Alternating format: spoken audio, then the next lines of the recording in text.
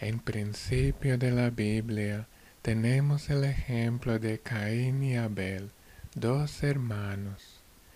Caín no puede soportar a Abel porque ve que Dios le agrada a Abel. Se llena de odio y lo mata.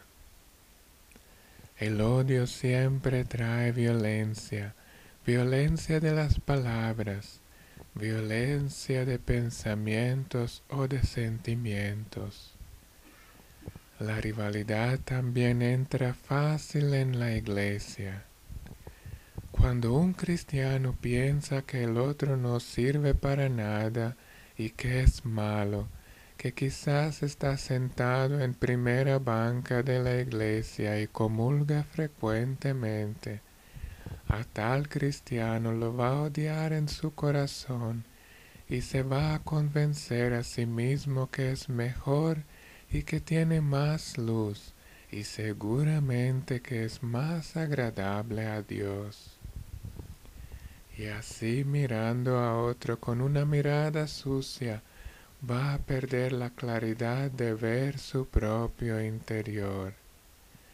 No se va a dar cuenta de sus propios pecados que siempre comete y quizás no los toma como pecados. No se va a dar cuenta que tan lejos está él mismo del Evangelio y de una verdadera vida cristiana. Cuando alguien entra en ese vicio de maldad, esto esclaviza a la persona. También hay rivalidad entre diferentes clases. Por ejemplo, yo tengo más fe que tú. Nuestro grupo de oración es mejor que la de ustedes. Nosotros rezamos bien, ustedes rezan mal. Todo lo medimos con nuestras propias medidas y creemos que todos tenemos razón. Y así nos olvidamos de Jesús y de nuestra relación con Él. No debemos de compararnos con los demás, sino profundizar nuestra relación con Dios. Dios me da todos los dones y quizás ni me doy cuenta que los tengo. Siempre miramos lo que nos falta y no somos agradecidos por lo que tenemos. En vez de fijarme en los demás, debo imitar a Jesús y su vida. Así nunca voy a caer en las peleas de intereses, en ambiciones para el poder o la honra.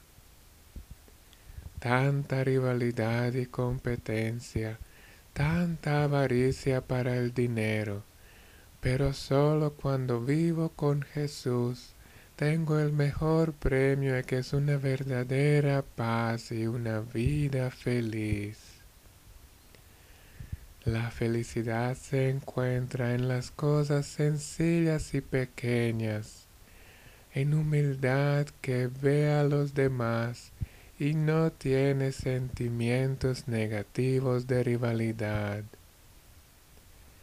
Caemos muy fácil en la trampa de querer ser mejores y de tener más éxito.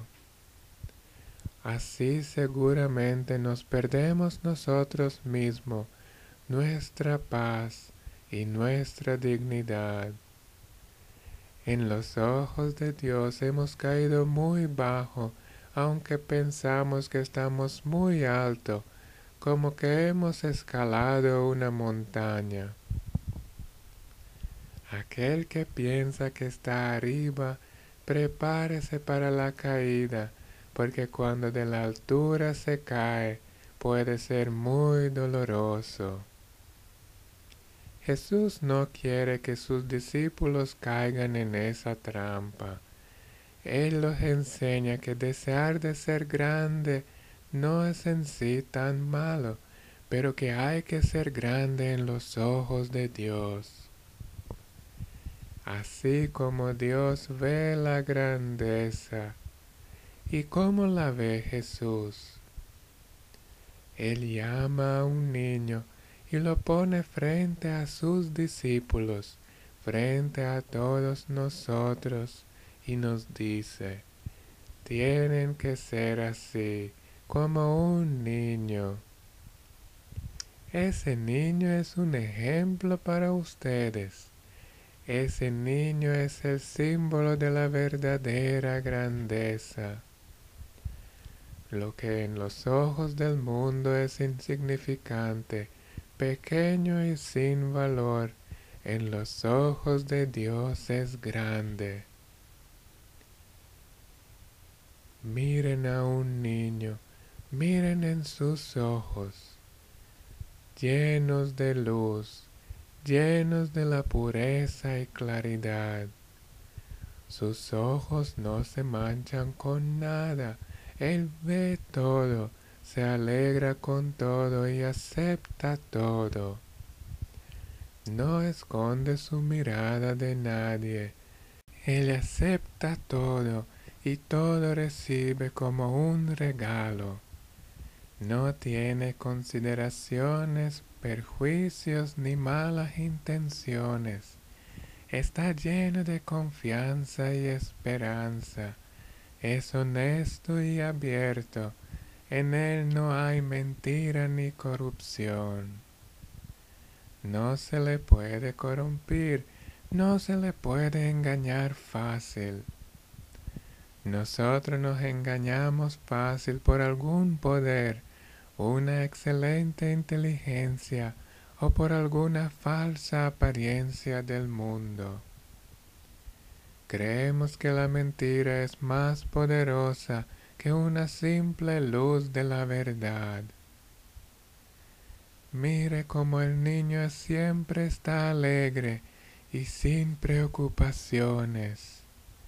Él no es hipócrita y no es mentiroso. En su sencillez y honestidad, en su inocencia, hace que a los adultos le dé vergüenza. Cuando el niño nos sorprende en algo indebido, nos incomodamos. Sus palabras o gestos nos hacen pensar de que tenemos que cambiar, al menos que ya tengamos podrido el corazón. Dios nos habla a través de los niños. Quizás no nos damos cuenta. En nuestra familia, cuando hacemos algo mal, o hablamos mal, o pensamos mal, o cuando vivimos torcido, Dios nos envía mensajes a través de los ojos de los pequeños y de los labios de niños. El niño obedece la voz de sus padres. No busca razones, no piensa que va a ganar o perder con aquello, pero nosotros los adultos todo, hasta la propia voluntad de Dios tenemos que primero medir con nuestra razón. Queremos caminar por el camino de Dios solamente cuando hemos calculado si es conveniente para nosotros. Pues ese camino ya no es el camino de Dios, así que estoy siguiéndome a mí mismo y no a Dios. Para un niño es suficiente escuchar la voz de su papá y mamá. Así siente el sonido de amor y por eso lo escucha sin dudas. Mientras el hombre es menos niño, hay menos luz y verdad en él. Hoy vivimos mayormente en un mundo de mentiras que propaga falsos valores.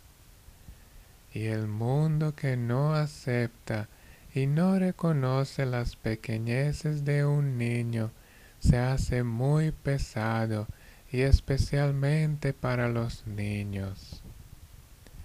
Se aumentan las heridas en sus pequeñas almas porque no se satisfacen sus deseos para la verdad, para la luz y belleza.